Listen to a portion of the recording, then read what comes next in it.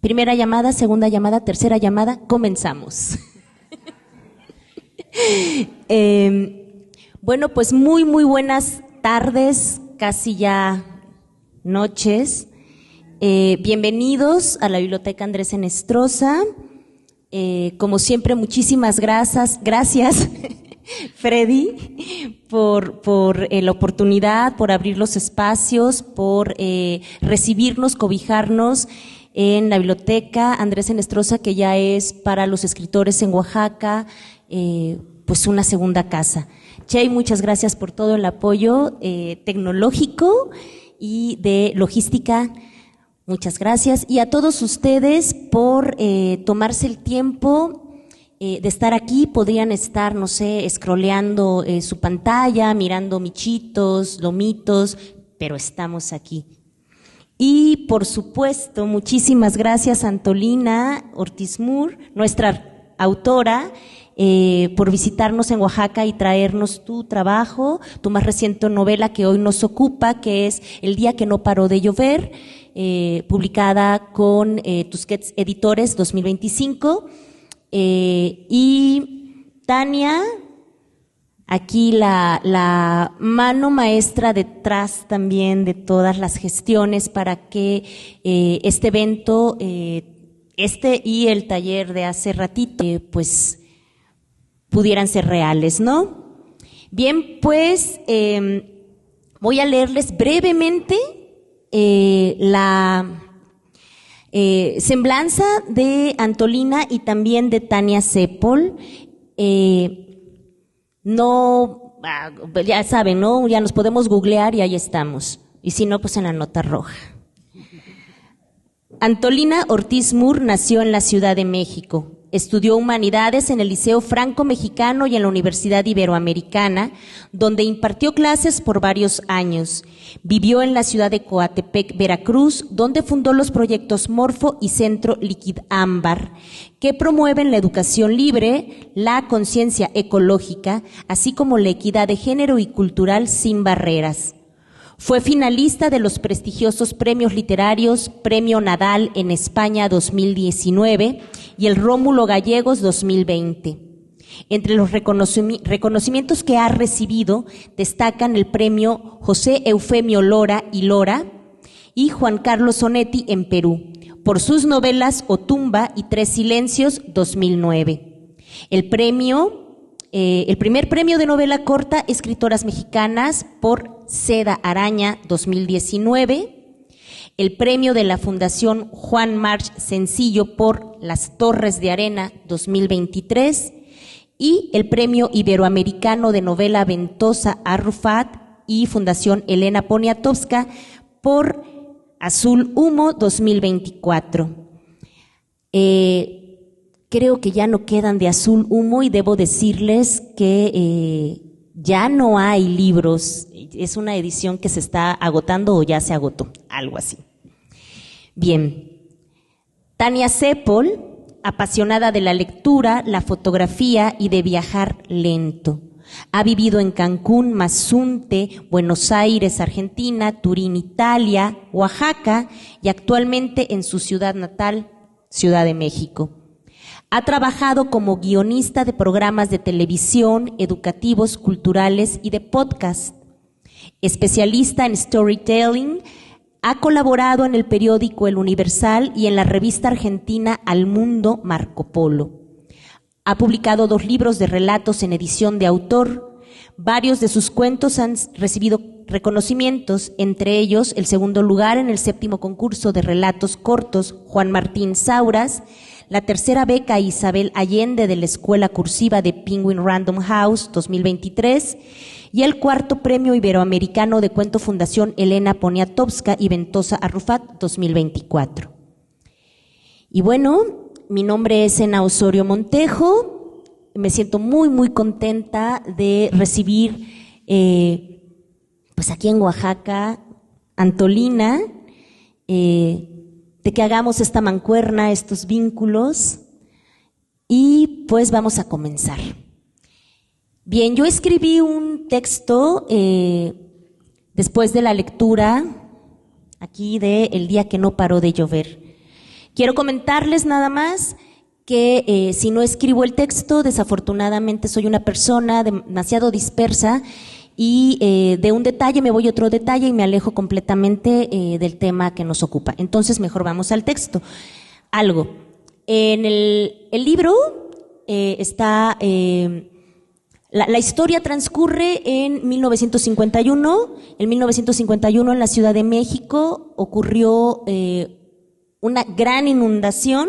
Ustedes saben que la Ciudad de México está sobre terreno lacustre y bueno, pues este es el gran pretexto para iniciar El día que no paró de llover, una novela para volar a pesar de las turbulencias.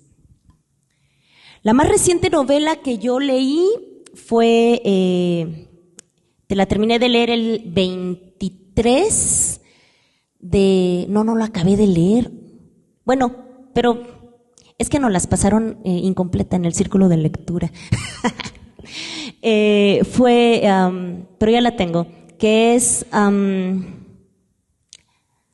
de Mónica Ojeda, Mandíbula. Es una novela de terror psicológico. También vengo de lecturas terribles, estas lecturas oscuras, estas lecturas que nos recuerdan a todo el pesimismo, el no a la vida, muy Nietzsche, Cioran. En esta ocasión me enfrenté a otra lectura y la verdad es que me siento satisfecha, muy bien. Durante una entrevista con Guillermo Sánchez Cervantes, Guadalupe Nettel, quien por cierto escribe La Cuarta de Forros, reflexionando sobre su interés por los personajes distintos o marginales, dijo: al hablar de lo que perturba, la incomodidad es donde se encuentra la brecha por donde pasa el conocimiento. Creo que aquello que incomoda es lo que nos hace entender algo. En parte estoy de acuerdo. Lo que nos inquieta abre una vía de conocimiento. En los distintos momentos de la literatura, esta intuición se ha cultivado. Por ejemplo, en una carta enviada a su amigo Oscar Pollack, Franz Kafka escribió una de las frases más citadas sobre el efecto perturbador de la literatura. Un libro debe ser el hacha que rompe el mar helado dentro de nosotros. Cierro la cita. Entonces, la literatura no es un jardín paradisíaco para el lector, sino un terreno de palabras vivas que lo sacude para revelarle algo oculto. Y en el conocimiento hay placer. ¿Por qué lo que descoloca? Pienso que cuando una persona se anquilosa en su comodidad, cuando solo busca el placer, frivoliza la existencia y pierde perspectiva acerca de los otros y de sí mismo. De pronto puede medir la vida solo desde el interior de una estancia bien climatizada, observando a ratos el exterior por la ventana con una copa de tinto en la mano, sentada en una mullida poltrona forrada con la piel de las magnolias, mientras degusta un plato de fina charcutería y quesos añejos. Y lee una nota sobre feminicidios en su celular y avanza en la pantalla para ver otra cosa menos trágica, porque esa no es su batalla ni su responsabilidad. La vida ya tiene sus complicaciones y nadie escapa de que le toquen algunas o varias. Aclaro, no estoy en contra del gozo y el placer en la vida, sino que no me parece una existencia auténtica la que ha sido absorbida por un sistema al que el individuo, que no tiene una naturaleza fija, atiende sin mayor responsabilidad que la de hacer lo que se debe sin asumir conscientemente su libertad. Sí, desde lo que se piensa, se dice y se hace. Y todos dirán, bueno, yo sí pienso, hago y digo lo que se me pega la gana. Pero no es cierto. En el fondo siempre estamos atravesados, nacemos en un sistema, de hecho nacemos en una historia familiar, que nos la creemos. No podemos vivir siempre en esta conciencia absoluta, deshacernos de todo. Pero para ciertas cosas, o para muchas, pienso que es bueno indagar, tener un pensamiento reflexivo, crítico, analítico, y en la posibilidad mayor generar nuestras propias ideas, nuestros propios criterios, querer y entonces decidir. Y eso es ejercerse con libertad auténtica, de acuerdo a los existencialistas. Bajo la literatura en el desasosiego, es común encontrarse con escrituras oscuras, de las que mantienen al lector con los muslos tensos en una silla, sintiendo el borde como filo de navaja, las páginas copas de perdigones en las entrañas. Y está bien, depende del género, el momento histórico, el ánimo del lector y el escritor. En gran medida depende del tema y su abordaje. Hay asuntos que en cierto momento y bajo ciertos humores no pueden nombrarse de otro modo, como las experiencias de quienes están realmente de frente a la muerte, como en una guerra, por ejemplo, cualquier guerra. Sin embargo, más allá de lo extraordinario, mientras la vida transcurre y cada persona la experimenta, baila con ella, la degusta, la disfruta y la padece. Es como decir que así es la vida, a ratos dulce y a ratos amarga. La vida tiene días de sol y días de tormenta.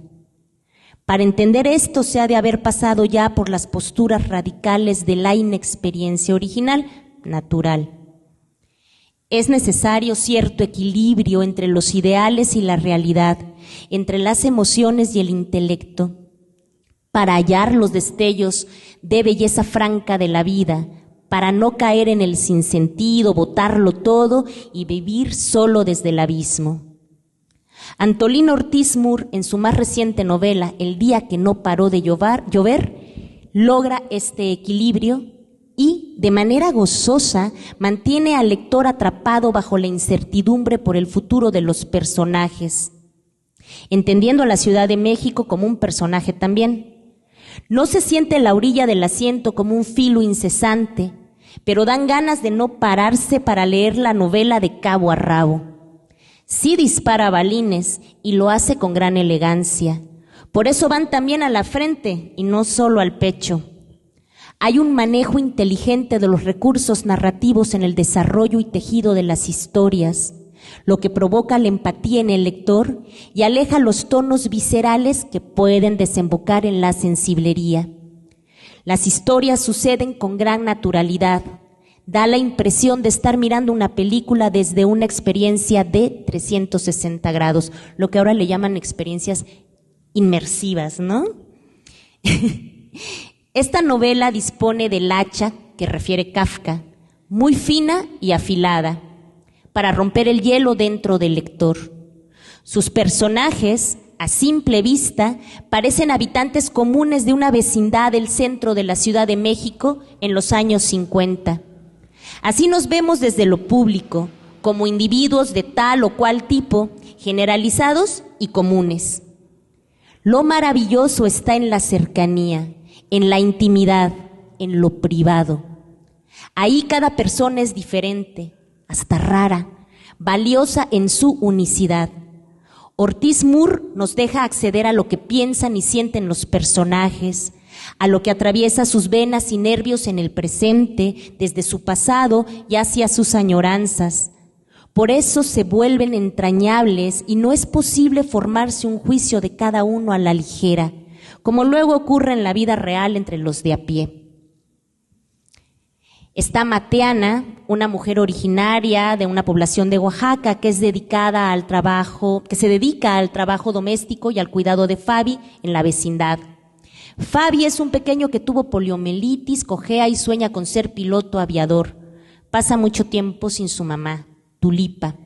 El marido de Tulipa desapareció. ¿Eso no sucede? Ella trabaja todo el día en la panadería del español Manuel, lo que la hace sentir culpable y atrapada en el deber sin oportunidad para disfrutar un poco de la vida. Manuel llegó a México como refugiado de la Guerra Civil Española. Extraña a su madre y no se siente cómodo con la vida porque su hermano murió fusilado. Piensa a ratos que debió haber muerto él también, o solo él. Manuel fuma cigarros con Agustín, quien también firma los guiones como si fuera el autor. Quien es pionero de la XEW, dirige radionovelas y hace los efectos especiales. También firma los guiones como si fuera el autor en lugar de Inés, porque a ella, por ser mujer, no se los compran. Agustín es gay, tal como era en esa época, oculto. Ama ir al Salón México con la elegancia del pachuco y bebe de tanta pena y frustración. Inés también bebe mucho mientras escribe. Ella sí bebe mientras escribe su manifiesto. ¿Dónde ando? Sí, que Inés bebe mucho. Ay, yo no. Yo no he bebido. Ya la perdí a la Inés. Espérenme. Ya. Ok, entonces decimos que ella bebe mucho mientras escribe. Es maestra, es feminista y es muy amiga de Pascuala. Inés lucha por el derecho de las mujeres al voto, que en México fue posible hasta 1953. A decidir sobre sus cuerpos, a no casarse y a vivir como a cada una le parezca. La amistad entre Inés y Pascuala podría resultar incómoda para algunas personas. Pascuala es modista, estudió en París cuando su padre vivía. Tiene en el vientre el dolor de una hija no nacida y procura a Luana, una joven que vive con su abuelita y aspira a ser licenciada en medicina. Sueña con desarrollar vacunas para evitar enfermedades como la polio. Luana y Fabi son amigos como hermanos. Ambos escuchan a los canarios de Inocente. Esos canarios cantan por la noche cuando algo va a suceder. Inocente, como Sandro, casi no sale de su departamento. Se la pasa buscando un tesoro, haciendo agujeros en las paredes, porque ahí las personas escondieron joyas, monedas de oro durante la Revolución. Sandro es relojero. Se salvó de milagro por un simple viaje de negocios que lo dejó vivo y a la deriva, lejos de su familia, detalla nuestra autora. Él, de alguna manera, tiene un problema con el tiempo. Es como estar desfasado en otro ritmo, sin poder volver, existiendo con el peso de los segundos. Mateana escucha la radionovela La huérfana de oro, escrita por Inés, firmada y dirigida por Agustín. Esta radionovela funciona como una puesta en abismo o historia enmarcada. No es solo un relato dentro de otro, funciona como espejo de algo en la historia mayor. En este caso, La huérfana de oro es Carlota, un personaje interpretado en la radio por una actriz. El destino de Carlota avanza un tanto en paralelo con lo que sucede en la ciudad respecto a las mujeres asesinadas por la noche en la ciudad. Ahora bien, vamos con la Ciudad de México. El día que no paró de llover refiere los días iniciales de la gran inundación de 1951, resultado de la lluvia intensa que no cesó entre la noche del 15 de julio y la madrugada del 16. La Ciudad de México fue construida sobre terrenos lacustres, el lago de Texcoco, ríos que entubaron. 2/3 partes de la ciudad quedaron cubiertas por agua. El centro histórico, las colonias Guerrero, Morelos, Dolores, Doctores y La Condesa. En las zonas más bajas el nivel alcanzó hasta 2 metros de profundidad y la gente se movía en lanchas. El agua permaneció casi 3 meses. Ratas, cucarachas, aguas negras, basura, lodo, mosquitos, enfermedades, negocios con grandes pérdidas, árboles y construcciones venidos abajo por la humedad. Los muertos se ahogaron en el panteón, en las catacumbas. Toda la descomposición de la ciudad sacó a flote, la ciudad del progreso salió a flote. Toda la descomposición de la ciudad del progreso salió a flote. La gran ciudad no es solo un escenario, un espacio para los sucesos, es casi un personaje, es una presencia activa que condiciona la vida, el lenguaje y el destino de los demás. La ciudad respira, expira, ahoga, protege, recuerda. En esta tradición se inscriben novelas como La región más transparente, Las batallas en el desierto, La noche de Tlatelolco y así un montón. En el día que no paró de llover, la Ciudad de México es el lugar de la inestabilidad, de los peligros, de lo que huele mal y no es posible ocultar más, de los desechos de la antigua refinería de Azcapotzalco. No es casualidad que hoy en día tengamos las playas del sur de Veracruz, también con contaminación por derrame de crudo. Y así es el espacio donde todos tratan de llevar la vida lo mejor posible, aunque llueva sobre mojado. Uno de los más importantes valores literarios que encontré en la novela de Antolín Ortiz Mur es que no requiere girar en torno a personajes oscuros, torcidos, violentos, para que su obra vibre en las cuerdas íntimas de los lectores. Sí, eligió personalidades interesantes, ejemplares para ciertos temas, pero nada que no corresponda con la realidad cotidiana de una vecindad de la Ciudad de México, de una colonia popular en Oaxaca, por ejemplo. Lo que se revela está dentro del lector mismo. En mi caso, a cada momento estaba esperando una tragedia, la derrota de alguien, un canario y un grito. Hubo que seguir. La vida encontró nuevos rumbos. Los invito a sumergirse en el diluvio de esta novela para que descubran si la descomposición social los lleva al naufragio o si lo valioso de cada persona muestra en el tejido de las relaciones las formas de la esperanza. La vida nos ocurre y en ella los infortunios no piden permiso para llegar. No es posible controlar los relojes ni la voluntad de los otros que luego deciden hacer el daño. Sin embargo, seguimos soñando con volar, bailamos y añoramos a nuestros seres amados. Pretendemos el pan dulce y la fruta fresca en la mesa. Buscamos tesoros, ser libres, el abrazo de la buena fortuna, un cachito de lotería. De esto va la vida. Gracias y muchas gracias, Antolina.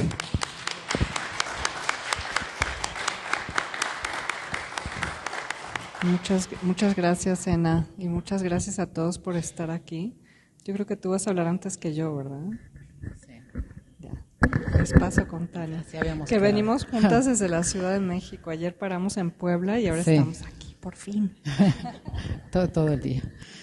Bueno, yo no sé si queda más que decir sobre la novela que lo que ya dijo Ena. Muchas gracias primero por estar aquí, muchas gracias por el apoyo, muchas gracias por la oportunidad. La verdad es que, como decía Ena, cuando se me ocurrió esto, no pensé que fuera a ser tan sencillo, no pensé que fuera a haber tanta apertura, así que de verdad yo estoy muy conmovida y muy agradecida por toda la ayuda de parte de la biblioteca para poder hacer tanto el taller que hace rato dio Antolina, maravilloso, como la presentación de este libro, que de verdad hace rato hablaba con Ena, yo en cuanto lo leí, yo dije, lo tiene que leer todo el mundo, lo tiene que leer todo México. ¿Saben cuando están leyendo un libro y hasta da coraje tener que dejarlo abajo para ponerse a vivir la vida, ¿no? Para atender, para sacar la basura, para cocinar, todo eso? Bueno, este es un libro de esos. Esa fue la experiencia que yo tuve. Pero además, a mí la experiencia más allá de la experiencia de lectura, este libro me atravesó muchísimo porque hay muchas cosas personales ahí. La primera es que yo soy chilanga. Entonces, este libro sucede en la Ciudad de México. Y sucede en la Ciudad de México, en el centro histórico, en una vecindad.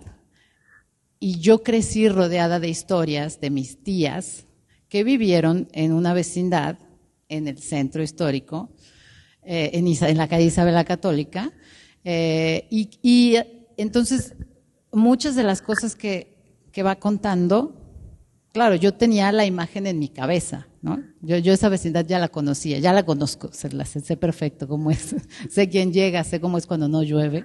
Y esta es otra cosa maravillosa que tiene la novela. Antolina no necesita decir que está lloviendo para que llueva durante toda la novela. Y esta fue, yo creo que fue una suerte. A mí me tocó leerla cuando salió. Y salió en julio del año pasado, cuando en la Ciudad de México empezó a llover un buen día y no paró durante casi un mes. O sea, había momentos que escampaba, ¿no? Pero volvía. O sea, en realidad durante un mes, quizás más, no hubo un día en que no lloviera. Entonces yo leía y llovía, ¿no? y de pronto escampaba y volvía a leer y llovía. Entonces, pues sí, esa sí fue una experiencia 4D, más que inmersiva, 4D. Y otra cosa que es maravillosa de esta novela es que, bueno, yo soy guionista, ¿no? No tanto de formación como de la vida, de pronto me colocó ahí. Y hay un principio cuando uno escribe guiones, porque no te queda de otra. También cuando escribes narrativa, pero cuando escribes guiones no te queda de otra, guion audiovisual.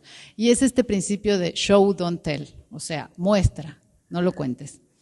Y eso es algo que lo hace de una manera de verdad magistral y a eso me refiero con el hecho de la lluvia. Más allá que nos diga está lloviendo, una se siente empapada todo el tiempo, ¿no? Siente cómo huele la humedad, cómo se camina en el agua, cómo se toca, ¿no? Esas paredes húmedas. Entonces, es una novela inmersiva, pero sí, claro, por supuesto. De hecho, así empieza, ¿no? O sea, empieza con el cielo crujiendo.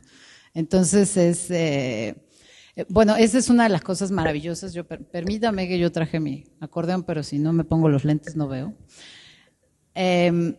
Sobre los personajes que hablaba Ena, bueno, ya no los contó todos, pero yo quiero leerles un cachito. Es un cachito para que vean cómo no necesita, o sea, la manera en la que los personajes nos los presentan, sin necesidad de grandes descripciones, ni de cuántos años tienen, ni de qué les gusta, cómo se visten, ni cuánto miden, nada de eso, no es necesario. Y esto lo hace a través de una de los personajes que se llama Tulipa, que trabaja en una panadería. Y dice: se sabía el pan que le gustaba más a cada uno de los vecinos en la vecindad. No eran parte de su familia, pero igual los conocía con sus gustos y sus disgustos. Manuel se quedaba con los bolillos recién horneados. Le gustaba la costra crujiente y los comía con una rebanada de jamón serrano. Pascuala se tomaba el café con dos conchas de chocolate. Agustín merendaba campechanas, banderillas o cualquier hojaldre que pudiera encontrar. Y si podía, se comía varios. Luana y su abuela eran de polvorones con centro de membrillo. Mateana, en cambio, amaba las gorditas de nata. Inés era estricta, tenía que ser un bigote. Sandro siempre sujetaba su cuernito recién horneado entre las manos sin untarle nada. Lo olía largo rato antes de probarlo. Solo Inocente permanecía indeciso y cambiaba de pan a cada rato. Era el vecino esquivo, el que se mantenía alejado de todos. Ya con eso que tenemos es solamente un párrafo y a través del pan nos cuenta la personalidad de cada uno. Entonces yo acá ya quisiera abrir el diálogo y preguntarte, Antolina, justamente tu taller fue sobre desarrollo de personajes. Entonces quisiera que nos contaras cómo fue hacer, porque claro, esto es importante, si oyeron cuántos personajes son, es una novela coral, no es una novela que va sobre 1, 2 o 3 personas. O sea, son 9 personajes. De hecho, son más. Y también me gustaría que nos cuentes de ese personaje que es real, que sí existió. Sí, es una... Bueno, Azul, ya me equivoqué del libro. Ya empecé mal. El día que no paró de llover es una novela coral, lo que quiere decir es que es un coro de voces. Este coro de voces para mí es muy importante en este libro. Todas las voces son los habitantes de la vecindad. La vecindad tiene un telón de fondo de lluvia que no para de caer. Esta lluvia lo que representa, bueno, la lluvia puede representar muchísimas cosas, ¿no? Puede representar destrucción, puede representar también limpieza o purificación, o como uno lo quiera ver simbólicamente. También el tema es que 1951 fue la época de la última gran inundación en la Ciudad de México. Y esta inundación, digo, hay gente que todavía lo ve como romántico, que el lago regrese a la Ciudad de México, pero si nos ponemos a pensar que en realidad el lago se creó por las aguas negras que estaban resurgiendo de las alcantarillas, ya no es tan romántico. En algunos lugares, como decía Ena y como decía Tania, teníamos hasta 2 metros de agua que se quedó ahí 3 meses. Entonces no fue nada romántico, fue un desastre. Y lo que es bien interesante es que dentro de este desastre, los habitantes, las voces corales que viven en la vecindad van a sobresalir, van a empezar a dialogar, van a empezar a tomar conciencia y vida, y van a hablarnos de quiénes somos como mexicanos, porque como mexicanos somos muchísimas cosas, no como abstractos, sino ya como viéndonos de carne y hueso. Somos todos iguales en que somos todos muy diferentes, y esta es una cosa que me interesaba muchísimo. La única manera en la que podemos realmente hablar de México es hablando desde estas voces corales, desde este coro de voces, desde este intrincado que somos. Entonces, estos son todos los personajes que surgen. Yo no me acuerdo cuántos son, la verdad es que no los conté nunca. Me han dicho, creo que eran 9 o algo así, es lo que me han dicho, pero... Sí, son 9. Los de la radio. Hay personajes secundarios y personajes terciarios, es cierto. Pero bueno, son 9. Hay un solo personaje que es basado en una persona, en un ser real, y es el perrito. Era el perrito de Rex. Ya saben. Ya verán cuando lo lean. Rex, todos necesitamos nuestra camiseta de Rex, ¿no? Así como Rex es el único personaje que está basado en un ser real. Todos los demás están investigados y basados en múltiples personajes de la época, de los 50s. Rex fue el perrito de mi papá. Mi papá vivió en México en los años 50, vivió toda esta inundación. Es una novela que tiene mucha añoranza. Yo escribo en español en Montreal, en Canadá, y escribo en español en una ciudad donde se habla francés, en un país donde se habla inglés, y no tengo lectores. Entonces, vivo constantemente con la añoranza de mi México querido. Obviamente yo no viví en los años 50, bueno, espero que sea obvio que no viví en los años 50, pero hay una añoranza de este México de los danzones, de este México del cine de oro mexicano, de este México donde los primeros aviones empezaban a sobrevolar el Valle de México, los primeros vuelos, ¿cómo se llama comerciales, volaban sobre la Ciudad de México. Fue una época importantísima. Se empezó a dar el sufragio universal, todavía no se daba, se acabó dando en 53, como dijo Ena, pero en 51 todavía eran los esfuerzos. Digo, mi hija está estudiando física, astrofísica, y yo ni por un minuto dudé cuando me dijo que quería estudiar esto. Pero imagínense en 1950, esto ni siquiera era posible. Las niñas apenas estaban empezando a voltear a ver hacia la universidad, ¿no? Apenas era como un sueño, como ni siquiera posible, ¿no? Entonces es una época sumamente importante. Yo hice mucha investigación para poder sacar este libro lo más real posible. El género que más me gusta, que más me interesa, es el de ficción histórica. La investigación es histórica, es lo más verosímil posible. Tardé meses haciendo esta investigación y luego me divertí muchísimo haciendo la parte de ficción, que es a donde yo juego mucho, ¿no? Es a donde pongo a los personajes a bailar danzón, y como les decía, el único personaje real es el perrito, ¿no? Entonces, hay un personaje que, si quieres, lo platicamos. Tania, es un personaje que sale ya lo mencionó Ena también, en una subhistoria. Lo que hice con la estructura de la novela, es una estructura muy complicada, muy compleja. Tiene una cosa que llamamos muñeca rusa, que es una historia dentro de otra historia. Y la intención era usar la radionovela como esta muñeca rusa. Entonces la muñeca rusa subyace a toda la novela y finalmente lleva hacia el desenlace. La telenovela nos engancha, queremos saber qué va a pasar, se nos da a cuentagotas como Netflix, y vamos escuchando poco a poco la historia hasta el desenlace, ¿no? Que no les voy a spoilear. Pero ahí también hay personajes, y esos personajes son de ficción, y lo que a mí me parece interesante es que este personaje de ficción es el que va a llevar a la revolución al final de la novela. Esta revolución ya la verán ustedes, ¿no? Pero Carlota es el personaje que lleva hacia el desenlace y es un personaje de ficción dentro de la novela de ficción, ¿no? Entonces, este es un personaje interesante también.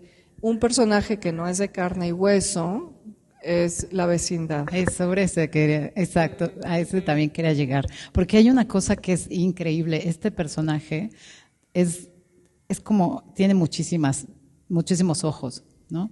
Tiene un trabajo porque es este personaje que lo ve todo, tiene todos estos ojos y todos estos ojos son las ventanas. Al menos así fue como yo me lo imaginé.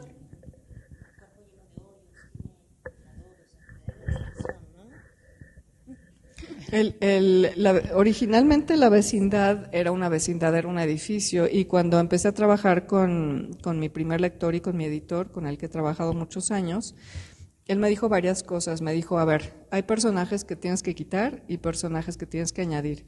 Me dijo, la vecindad la tienes que arreglar. Y en un momento dado puede llegar a ser un personaje. Y yo inmediatamente lo vi, ¿no? Totalmente. Entonces los edificios en México son personajes. O sea, nosotros estamos rodeados de historia. Desde el momento en el que llegué a Canadá fue impactante darme cuenta que no habían edificios viejos. O sea, es una cosa impresionante que hemos normalizado. Digo, vivimos en ellos, caminamos en ellos todos los días, estamos en ellos todo el tiempo y ya no los vemos. Pero esos edificios cuentan historias. Estos edificios tienen evoluciones, y en el caso de la vecindad en la novela es una vecindad ficticia. Ya me pidió la dirección exacta y no la hay. Es un edificio ficticio. Pero todos conocemos una vecindad de estas, ¿no? Entonces esto es lo interesante de ese personaje, y ya se me olvidó qué te iba a decir de la otra cosa, pero bueno, ahorita regresamos. Bueno, pero teniendo eso, la parte que dices de la personalidad, esa es una cosa muy bonita, que es como si, en efecto, es como si cada edificio tuviera una personalidad. Y a ese respecto, porque aquí también hay muchos edificios con mucha personalidad. Cuando yo vivía acá en Oaxaca, mi hijo era chiquitito, tenía 2 años, bueno, fue entre año y medio, 2 años y medio por ahí, y entonces estaba empezando a hablar. Y tenía un celular de juguete, y un día le dije, estaba llamando él, ¿no?, en su celular, y le dije, ¿a quién estás llamando? Y me dijo, le estoy mandando un mensaje a un amigo. Y dije, ¿a cuál amigo? Y me dijo, a Santo Domingo. A él le encantaba venir a Santo Domingo, y de alguna manera se convirtió en su amigo, al que incluso podía mensajear. Entonces creo que eso es lo que es muy bonito con los personajes que no son de carne y hueso, ¿no? Y que también se pueden convertir, que también tenemos una relación con ellos, como todos estos personajes humanos ficticios tienen una relación con el personaje vecindad. Sí, bueno, los personajes existen en la vecindad. La vecindad acaba siendo como una isla. Yo creo que esta es una novela que habla sobre empatía. O sea, yo creo que ese es el tema principal que quise desarrollar. Viviendo a la distancia en Canadá, vivo con la añoranza hacia México, y vivo también con la posibilidad de mirar de manera objetiva mucho de lo que somos y poder valorar también lo que somos como mexicanos. Y esta es una novela que sí, no es cierto, no para de llover, los problemas no paran de rodearnos, no paran de envolvernos, casi nos ahogan muchas veces. Pero la empatía del mexicano y la diversidad del mexicano, y muchas veces no somos capaces de valorar esta diversidad que somos, ¿no? Pero son algo importantísimo, son una cosa que nos puede mantener a flote. Creo que por eso, bueno, en el texto partí, ¿no?, de la idea esta de la literatura del desasosiego, de las violencias, y de pronto pensamos que escribir sobre México es escribir, pues eso, violencia, los que están en el metro, el Tepito, qué sé yo, y no es que no sea real, no, pero hay un carácter, una atmósfera, hay un carácter, y es en la gente que está yendo a su trabajo, la gente de a diario, la gente de a pie, los que nos vemos, los que nos encontramos tomando el Metrobús en la Ciudad de México, aquí en Oaxaca, el colectivo que vas hombro con hombro ahí en el taxi, y todavía sube uno más y tú así de espérese, pero es que está la palanca, o no es la palanca, ay Dios,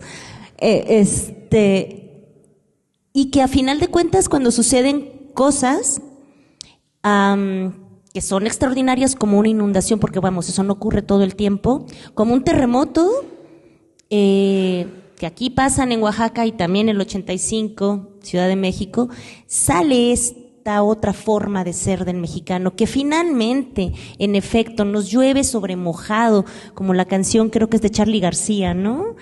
De Fito Páez, bueno, ok, me equivoqué de argentino. A final de cuentas,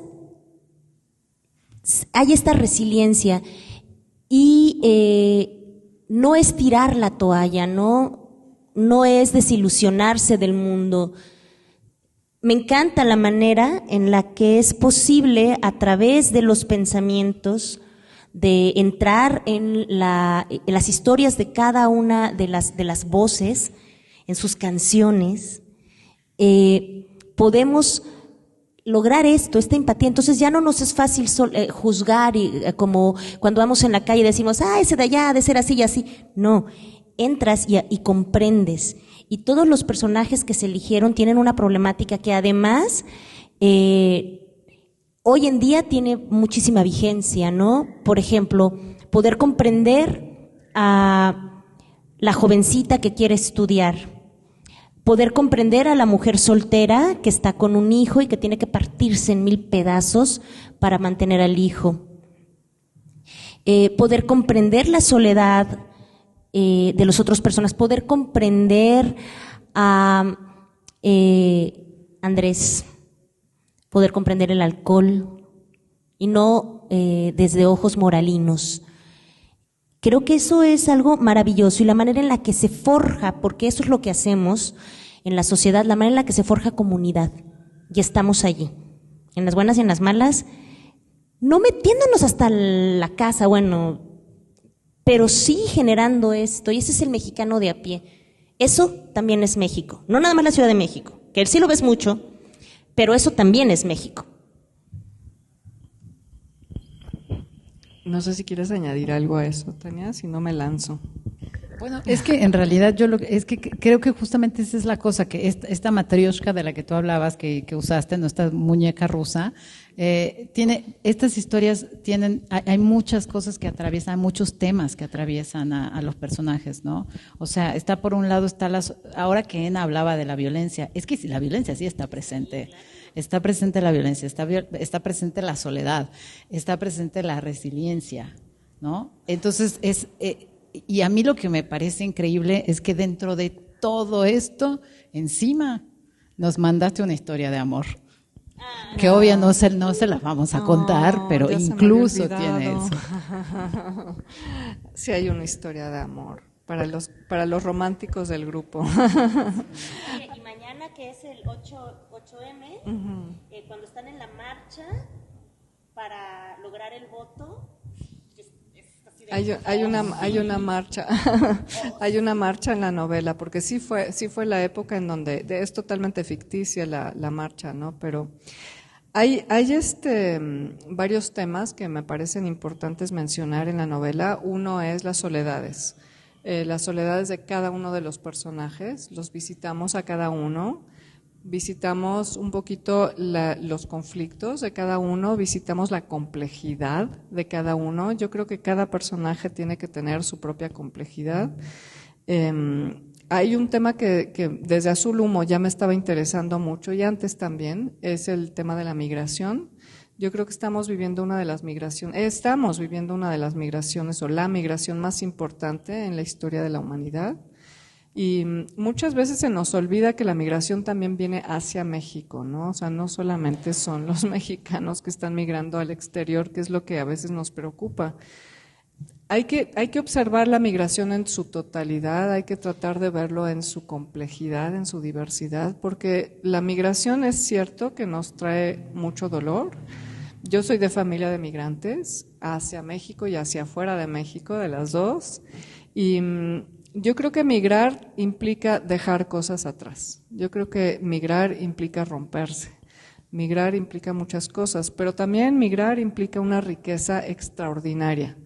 Y justo hace 2 días hablaba yo de esto frente a personas representando el gobierno de Canadá y el gobierno de Quebec.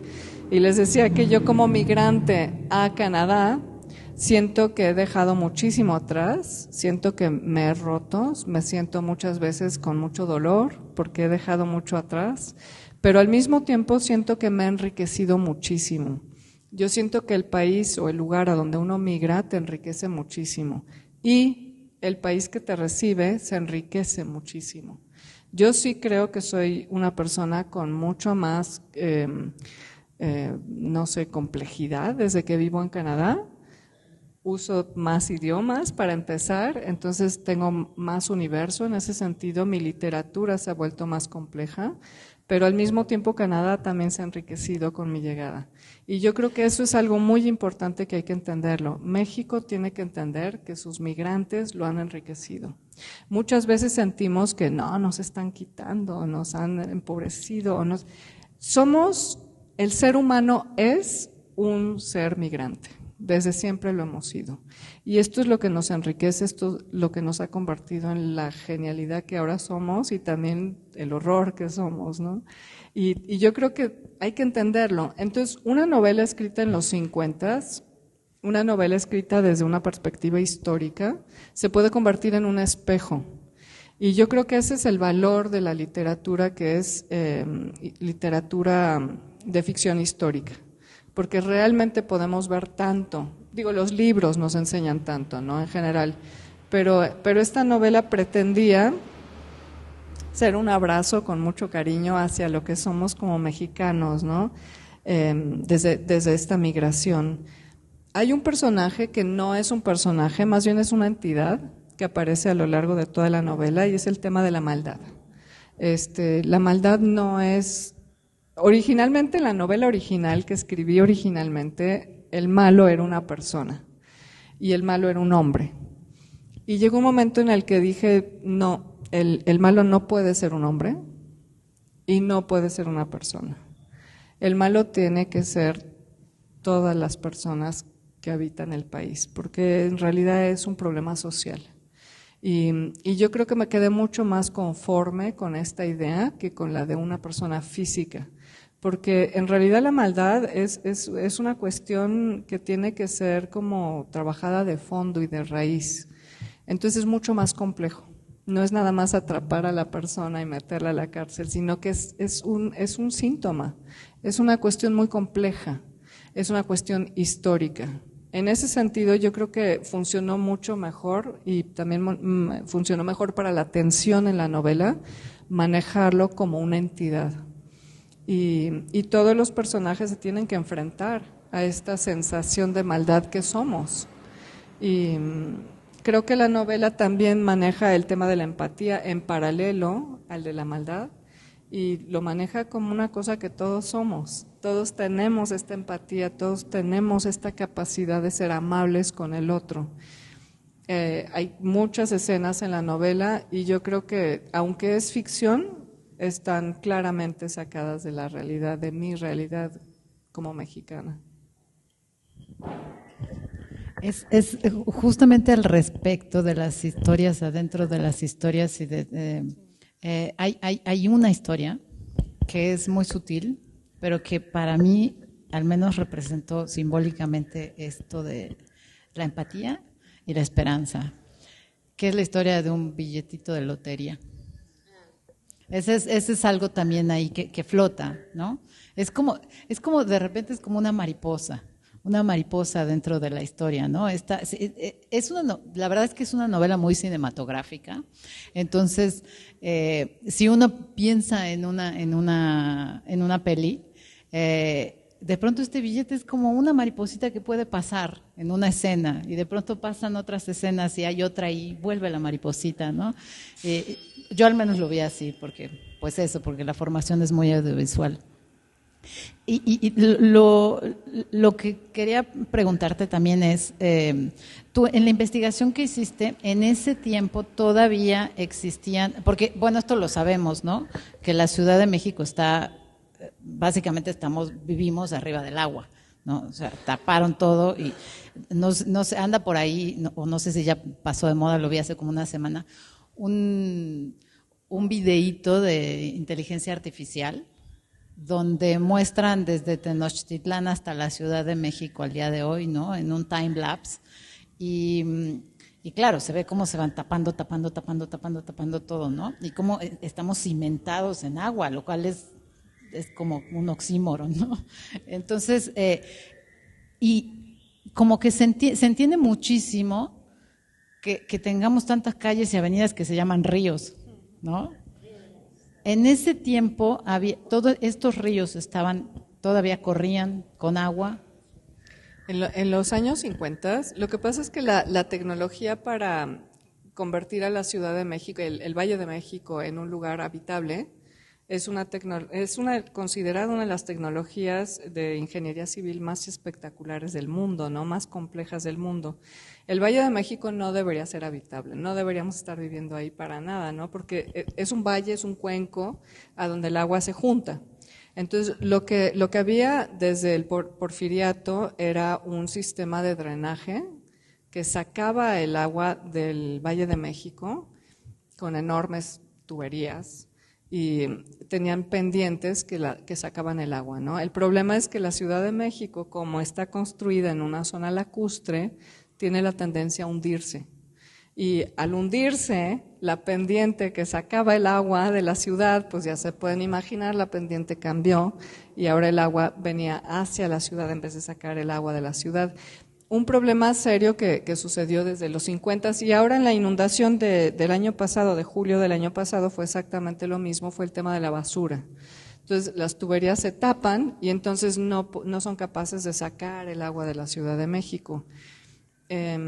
Hay varias cosas que sucedieron en los años 50, la refinería de Azcapotzalco estaba produciendo mucha basura, eran como residuos del petróleo y lo echaban directo a las tuberías, entonces esto hizo tapones inmensos que no permitían que el agua saliera. Otro tema es que habían ríos, como bien lo dices, que no estaban entubados todavía, entonces esos ríos se salieron de cauce, ¿no? Entonces todo esto hizo que la Ciudad de México se inundara. Ahorita ya el sistema hidráulico después de los años 50 se convirtió en algo así masivo. O sea, ahorita es el sistema hidráulico para sacar el agua diario de la Ciudad de México es un monstruo y funciona impresionantemente bien.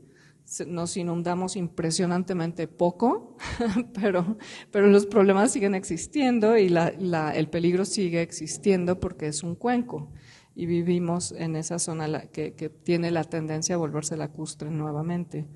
Pero yo creo que es parte de ese día que nunca paró de llover, ¿no? Que no paró de llover porque es constante el riesgo en el que vivimos y constante la tendencia que vamos a tener a volvernos a inundar.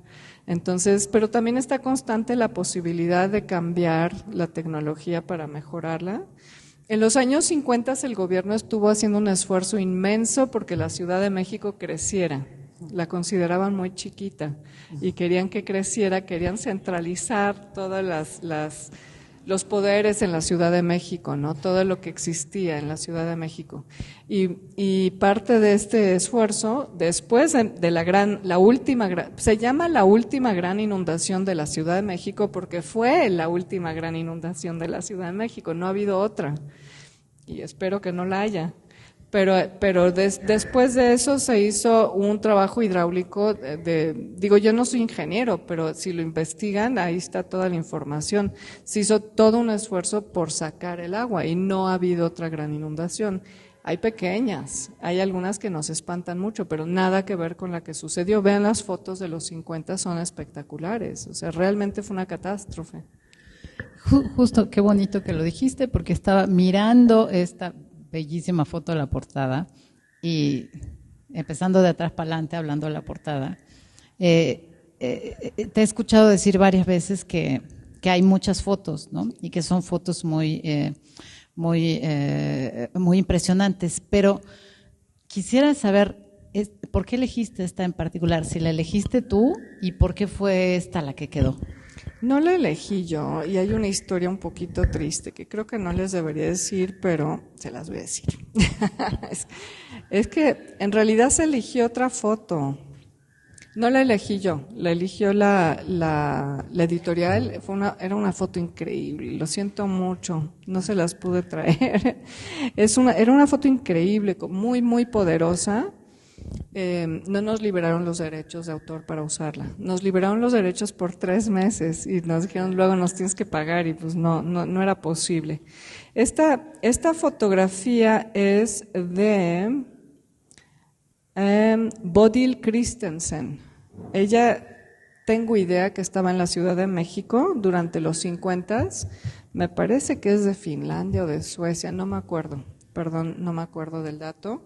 Pero ella tomó esta foto de los años 50, creo que son los años 50 en México, y es la que se decidió poner en la portada. Tiene mucho que ver con la novela, porque sí hay un ciclista que pasa por las vecindades entregando el periódico, ¿no? Que antes se entregaba el periódico.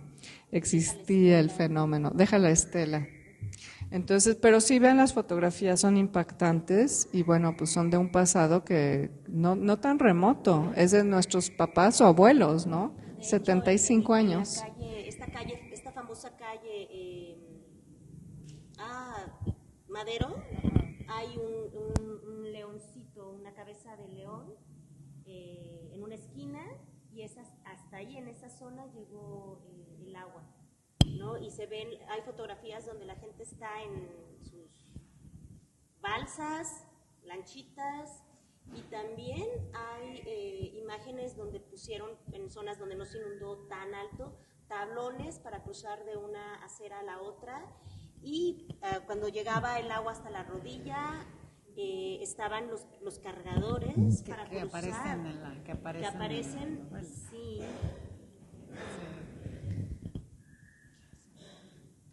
Pues no sé si gustará también.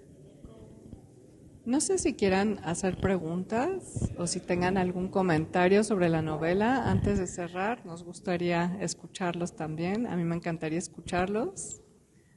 ¿Sí?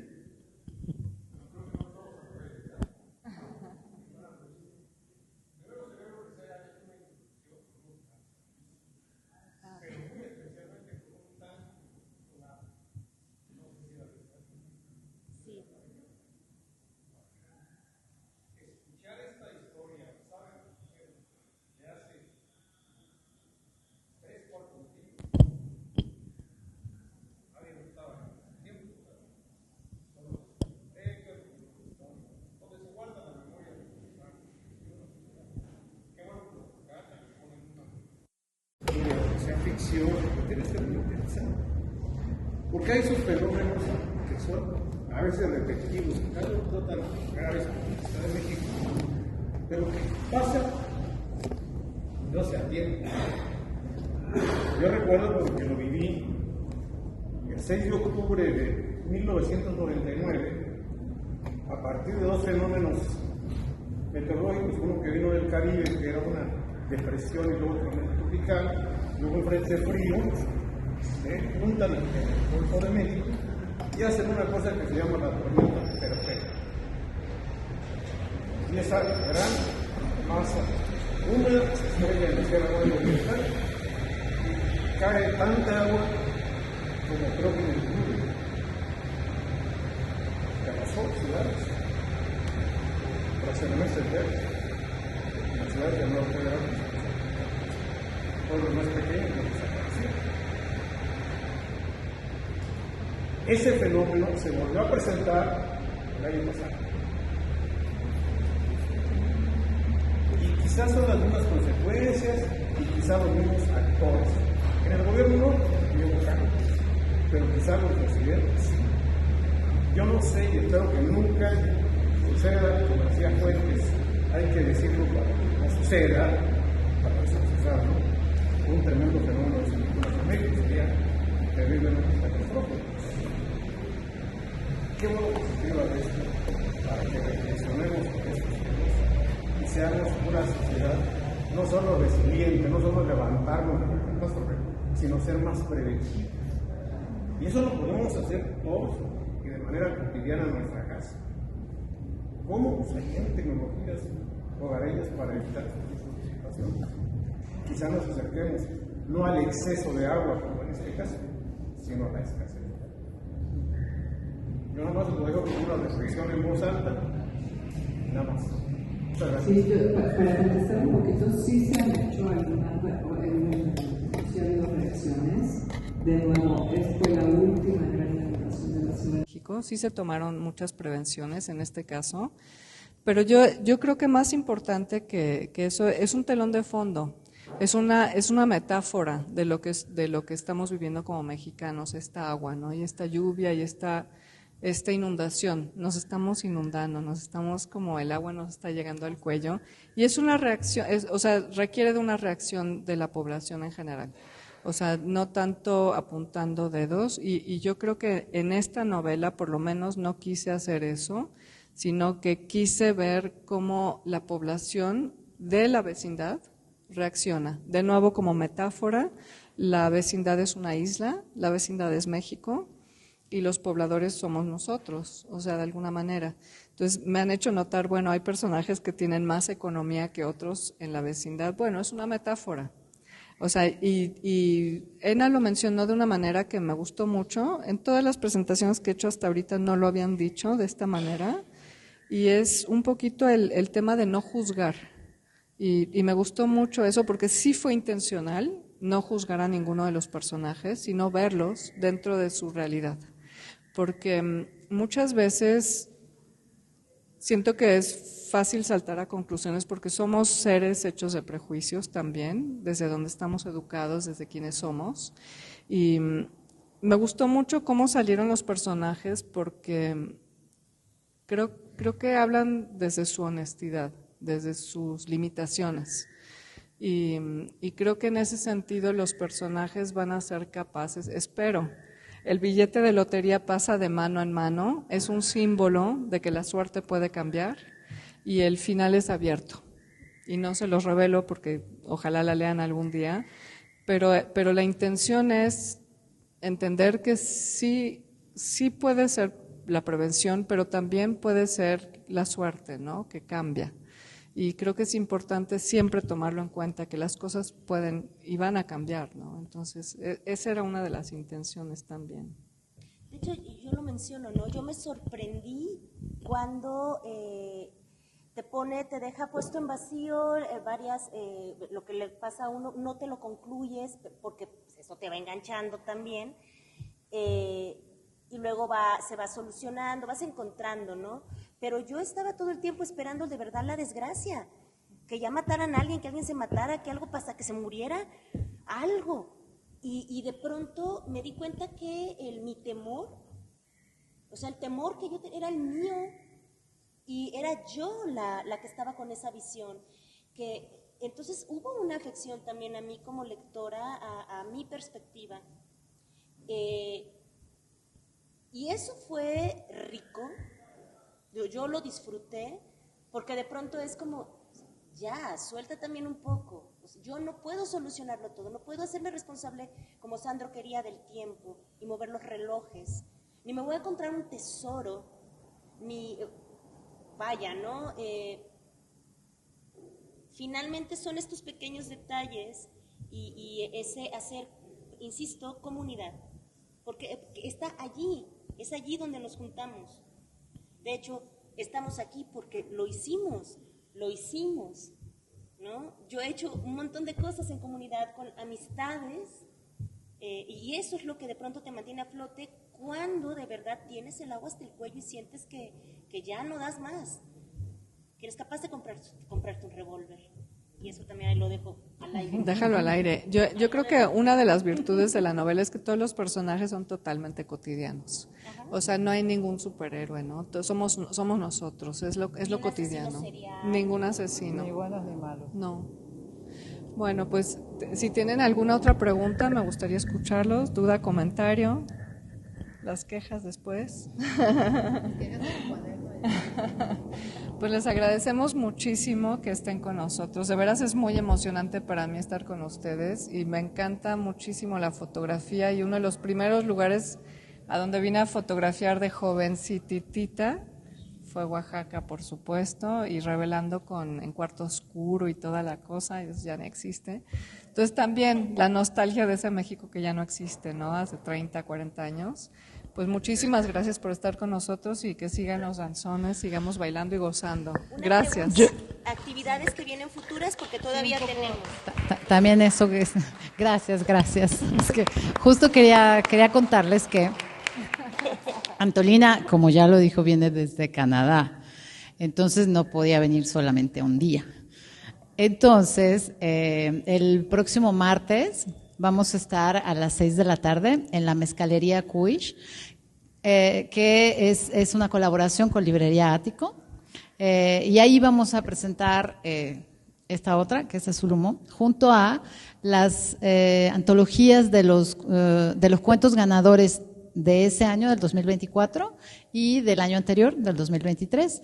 Entonces va a ser la presentación de esos tres. Sí, de los premios. No dije cómo se llama el premio. Okay. Es largo, se llama Premio Iberoamericano. Premio Iberoamericano de Novela y Cuento, Fundación Elena Poniatowska Amor y Ventosa Rufat.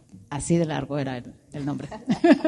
Entonces, estos son, vamos a presentar ahí las tres novelas, después vamos a regresar acá, los 3 libros, perdón, después vamos a regresar acá el miércoles para presentar un libro que se llama Acapulco después del Otis, que fue hecho por una colectiva de escritoras acapulqueñas, después del desastre del huracán. Sí, así se llama la última parte de la antología, de hecho. Y después, el jueves, vamos a estar Marcitania Ortega, una colega cuentista, y yo, haciendo una lectura de estos cuentos en la Librería Ático. Entonces, si pueden y quieren y gustan, les extendemos una invitación a que nos acompañen ahí también. Muchísimas gracias, Antolina. Muchísimas gracias, Ena. Yo quiero sí decir algo, porque van a decir, bueno, ¿y a nosotros qué nos rifa Acapulco en Oaxaca? Recuerden, hay una cantidad ahí de relatos y crónicas con un análisis también histórico, donde si se hace el trabajo de El Espejo con los desarrollos turísticos que tenemos en la costa oaxaqueña, nos veremos reflejados en algún momento. Es repensar también, ¿no?, nuestros espacios. Hay una reflexión sobre ello. Es importante. Y además, bueno, las lunas de miel eran en Acapulco, caray. Yo creo que a mí me concibieron allá. Ah, sí, y también si quieren echarse una agüita, acá atrás hay unas agüitas muy buenas.